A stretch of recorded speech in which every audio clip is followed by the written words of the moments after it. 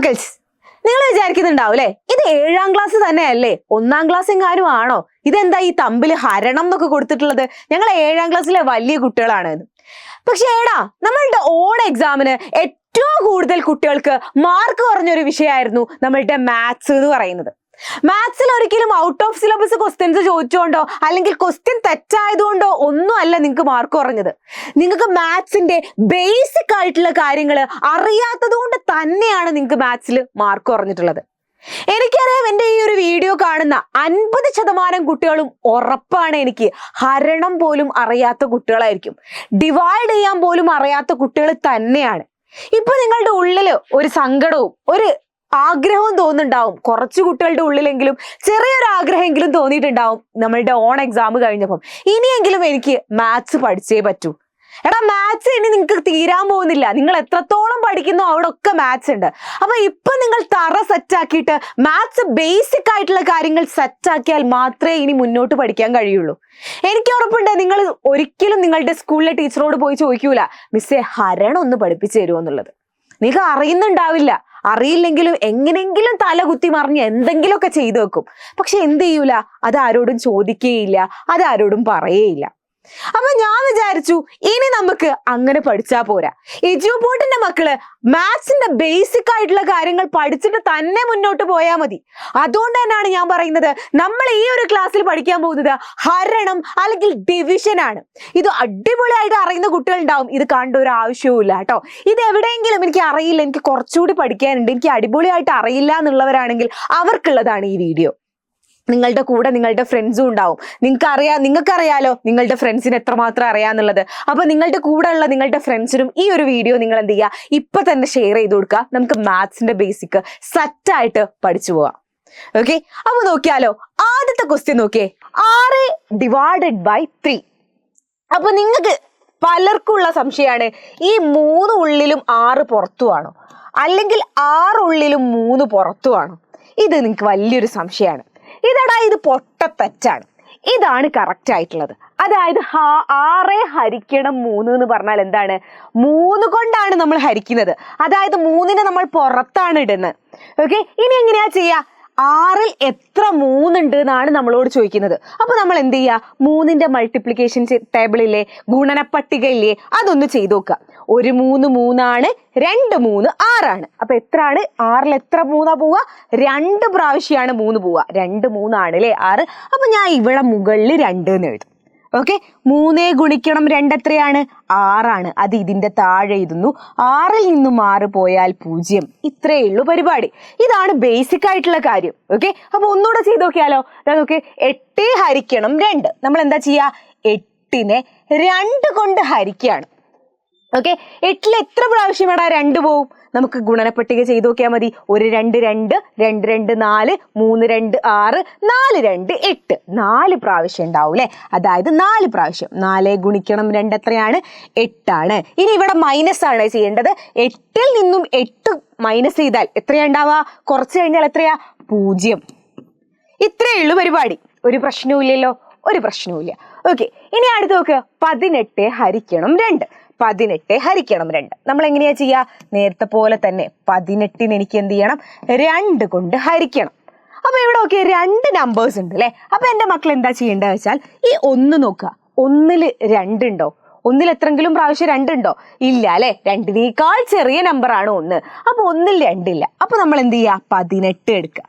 18ൽ 2 ഉണ്ടോ, ഉണ്ട് അല്ലെ. 18ൽ എത്ര 2 ഉണ്ട്, 5 2 10 ആണ്, 6 2 12 ആണ്, 7 2 14 ആണ്, 8 2 16 ആണ്, 9 2 ആണ് 18.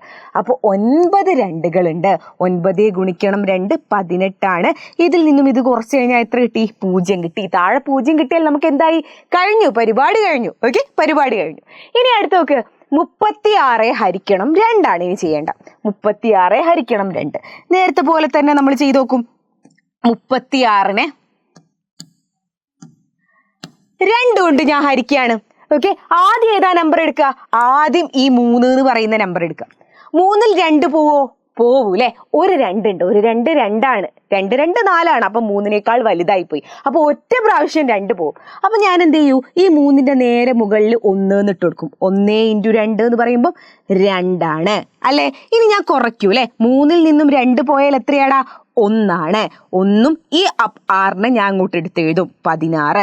16ൽ എത്ര പ്രാവശ്യം 2 പോവും? നമുക്കറിയാം 7 2 14ആണ്. 8 2 ആണ് 16. അപ്പൊ ഞാൻ എന്ത് ചെയ്യും? 8 എന്ന് എഴുതുന്നു. ഓക്കെ, 8 2 16ആണ് 0. ഓക്കെ, ഒരു പ്രശ്നവുമില്ലല്ലോ, ഒരു പ്രശ്നവുമില്ല. ഇനി അടുത്ത ക്വസ്റ്റ്യൻ നോക്ക്. 319/3 അല്ലെ? 319/3 എങ്ങനെയായിരിക്കും ചെയ്യാം? 319നെ 3 കൊണ്ട് ഹരിക്കുകയാണ്. ഓക്കെ, ഇന്ന് നിങ്ങൾക്ക് വളരെയധികം കൺഫ്യൂഷൻ വരുന്ന ഒരു സ്ഥലമാണ്. ഇവിടെ നോക്ക്, ആദ്യത്തെ നമ്പർ ഞാൻ എടുത്തു 3. 3ൽ 3 ഉണ്ടോ? യെസ്, ഒരു പ്രാവശ്യം ഉണ്ട് അല്ലെ? ഒരു 3 എന്ന് പറയുന്നത് 3ആണ്. 1 × 3 3ആണ്. 3ൽ നിന്ന് 3 പോയാൽ 0 ആയി അല്ലെ? ഇനി അടുത്ത നോക്ക്, അടുത്ത ഈ 0 ആയി. ഇനി അടുത്ത നമ്പർ ഞാൻ ഇറക്കി എഴുതാണ് 1. 1ൽ 3 ഉണ്ടോ? ഇല്ല അല്ലെ? അടുത്ത നമ്പർ ഞാൻ ഇറക്കി എഴുതി 1ആണ്. ആ 1ൽ 3 പോവോ? ഇല്ല അല്ലെ? ഒറ്റ 3ഉം ഇല്ല, ഒറ്റ 3ഉം ഇല്ല. ഇറക്കി എഴുതിയ സാധനത്തിൽ ഒറ്റ ഒന്നും ഇല്ല എങ്കിൽ നിങ്ങൾ എന്ത് ചെയ്യുക? ഇതിന്റെ നേരെ മുകളിൽ 0 ഇട്ട് കൊടുക്കുക. 0 അല്ലെ ഉള്ളത്? 0 ഉള്ളത്. ഇനി എന്ത് ചെയ്യുക? അടുത്ത 9 എടുത്തെഴുതാം. 19. 19ൽ എത്ര 3 ഉണ്ടടാ? നമുക്ക് അറിയാം 6 3 18ആണ്.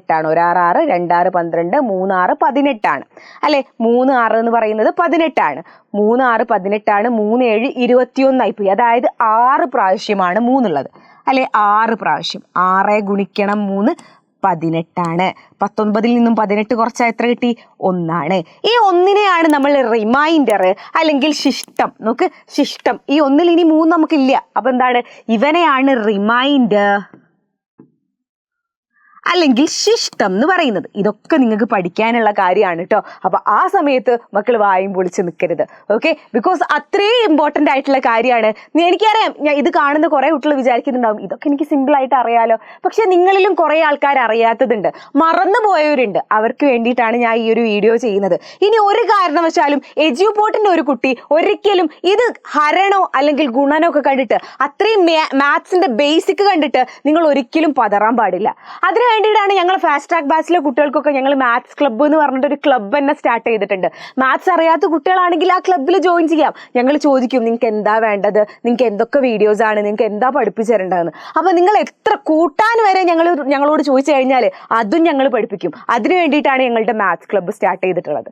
സോ ആരെങ്കിലും ഫാസ്റ്റ് ട്രാക്ക് ബാച്ചിൽ ജോയിൻ ചെയ്യാൻ താല്പര്യമുള്ള മക്കളുണ്ടെങ്കിൽ പെട്ടെന്ന് പോയിട്ട് ജോയിൻ ചെയ്യാം കേട്ടോ. ജോയിൻ ചെയ്യാനുള്ള ലിങ്ക് നമ്മളുടെ കമന്റ് ബോക്സിന്റെ മുകളിൽ ഉണ്ടാവും. അപ്പൊ ആരും ആരും ആരും ആരും ഒഴിവാക്കി വിടരുത്.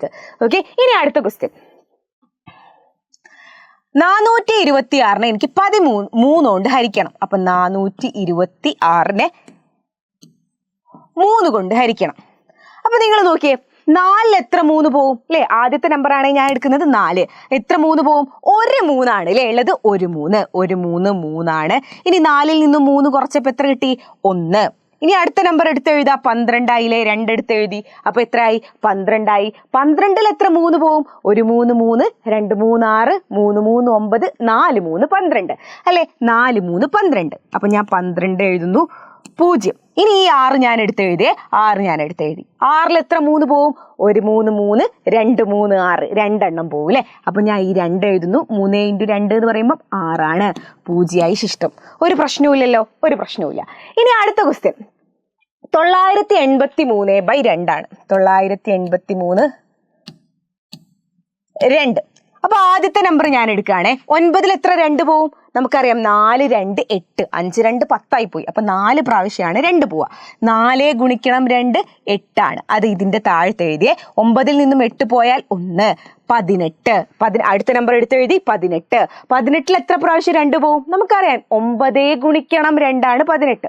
അപ്പൊ 9 പ്രാവശ്യം എത്ര പോവും? 2 പോവും. അപ്പൊ 9 ഗുണിക്കണം 2 18. 0 ആയില്ലേ? ഇനി ആ ഈ 3നെ ഇറക്കി എഴുതി. 3നെ ഇറക്കി എഴുതി. അപ്പൊ 3ൽ എത്ര പ്രാവശ്യം 2 പോവും? ഒരൊറ്റ പ്രാവശ്യമാണ് 2 പോവുക. അപ്പൊ ഒറ്റ പ്രാവശ്യം 1. 2 × 1 2 ആണ്. 1 ശിഷ്ടം വരും. ഓക്കെ, ഇതൊന്ന് ശിഷ്ടമാണ്. ചില കേസിൽ എന്താ പറ്റില്ല, ഇവിടെ ശിഷ്ടം എഴുതാൻ പറ്റൂല, നമ്മളോട് കറക്റ്റ് ആയിട്ടുള്ള വാല്യൂ എഴുതാൻ പറയും. അങ്ങനെയുള്ള സമയത്താണ് നമുക്ക് എന്ത് വരിക, ഈ ഡെസിമൽ നമ്പേഴ്സ്, നിങ്ങൾ ഡെസിമൽ നമ്പേഴ്സ് 7ാം ക്ലാസ്സിൽ പഠിക്കാനില്ലേ, ആ ഡെസിമൽ നമ്പേഴ്സ് എന്ന് പറയുന്ന ആ ഒരു സാധനം വരുന്നത്, അല്ലെങ്കിൽ ഡെസിമൽ നമ്പർ ദശാംശ സംഖ്യ വരുന്നത്. അതായത് ഒന്നിൽ ഒരൊറ്റ രണ്ടുമില്ല. അപ്പൊ നമ്മൾ എന്താ ചെയ്യേണ്ടതെന്ന് വെച്ചാൽ ഇവിടെ ഒരു 0 ഇട്ട് കൊടുക്കാം. ഇവിടുന്ന് ഇറക്കി എഴുതാൻ 0 ഒന്നുമില്ലേ, ഞാൻ വെറുതെ ഒരു 0 ഇട്ട് കൊടുത്തു. അങ്ങനെ താഴെ 0 ഇട്ട് കഴിഞ്ഞാൽ നിങ്ങൾ മുകളിൽ എന്ത് എഴുതണം എന്നറിയോ, ഒരു പോയിന്റ് ഇട്ട് കൊടുക്കണം. താഴെ വെറുതെ ആ ശിഷ്ടത്തിൽ ഒന്നും ഉണ്ടാവില്ല, ശിഷ്ടത്തിന്റെ കൂടെ ഒരു 0 ഇട്ട് കൊടുക്കുക. 0 ഇട്ട് കൊടുക്കുമ്പോൾ നമ്മൾ എന്താ ചെയ്യേണ്ടത്, മുകളിൽ ഒരു പോയിന്റ് ഇട്ട് കൊടുക്കണം. ഓക്കെ, പോയിന്റ് മാർക്ക് ചെയ്യുക. അപ്പൊ 10ൽ എത്ര 2 ഉണ്ട്, നമുക്കറിയാം 5 2 അല്ലെ, 5 2 10 നമുക്ക് എന്ത് കിട്ടി, 0 ശിഷ്ടം കിട്ടി അല്ലെ. അതായത് ആൻസർ എത്രയായിരിക്കും, 491.5 ആയിരിക്കും. ഓക്കെ, ഇനി അടുത്ത ക്വസ്റ്റ്യൻ, 369/2. 369നെ 2 കൊണ്ട് ഹരിക്കണം. 3ൽ എത്ര 2 ഉണ്ട്, ഒരു 2 ആണ് അല്ലേ ഉള്ളത്, ഒരു 2 2 1 ശിഷ്ടം ഉണ്ടാവും. 16ൽ എത്ര 2 ഉള്ളത്, നമുക്കറിയാം 8 2 16. അപ്പൊ 8 2 16, 8 × 2 16, 0 ആയി. 16 16 പോയാൽ 0. ഈ 9നെ ഇറക്കി എഴുതുന്നു. 9ൽ എത്ര 2 ഉണ്ട്, നമുക്കറിയാം 4 2 8. അത് കഴിഞ്ഞാൽ പിന്നെ 10 ആയി പോകും അല്ലെ. അപ്പൊ 4 പ്രാവശ്യം, 4 2 8. 9ൽ നിന്നും 8 പോയാൽ 1. പക്ഷെ നമ്മൾ ഈ ശിഷ്ടത്തിനെ വെറുതെ വിടോ, ഇല്ല അല്ലെ. ഞാൻ എന്ത് ചെയ്യും, ഇവിടെ ഒരു 0 ഇട്ട് കൊടുക്കും. അപ്പൊ മുകളിൽ ഒരു പോയിന്റ് ഇടണം.